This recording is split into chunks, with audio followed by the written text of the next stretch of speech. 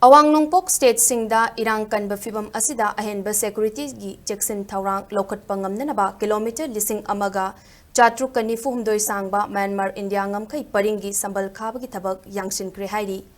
Laingakna Border Road Organization BRO da Thabak asi Paikhatnanabagidamak Lupa Kro Lising Kun Tramathoi Project Sinakre Masida Sambal Khanaba Lupa Kro Lising Kun Amadi Border Road Humfugi Matakta Semnaba Lupa Kro Lising Taramathoi Yauri Times of India ki report amagi matung ina BRO da sinariba project asi Phase 9 na mathang Chahi tara asida kilometer lising amaga chamnga sangba Sambal Galoina kilometer chahumgi electric barrier panba yauri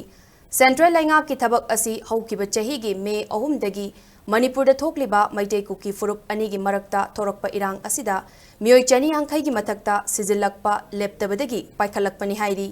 ngamkhei sambal asi kharba pandam na human trafficking illegal immigration amadi ngamkhei lana lalon itik tawbasing tingba ngamnabani hairi masina trabadi Manipur Nagaland Mizoram amadi Arunachal Pradesh ki furup singda singnarakpa henkalakani yamna luribadi handakta lokthokkiba free movement regime FRM asina leibak ani gi tainabada leiriba kilometer 13 ta biza yaugdrabasu changba yahalamba asina yellow furup singi historical right ta chawna singnarakibani Kuki gi apunba loop amanadi laingak na paikhalakliba thaurang asi condemn tawi hairibani masina mahausadagi leminaraklaba ethnic ki oiba mari thadatle hairibani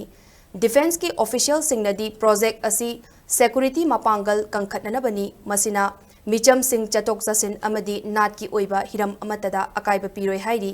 expert nadi cross border da lalonba singidi sambal asi makoigi khonai gidi achauba apanba ama oire haina phongdoknarakli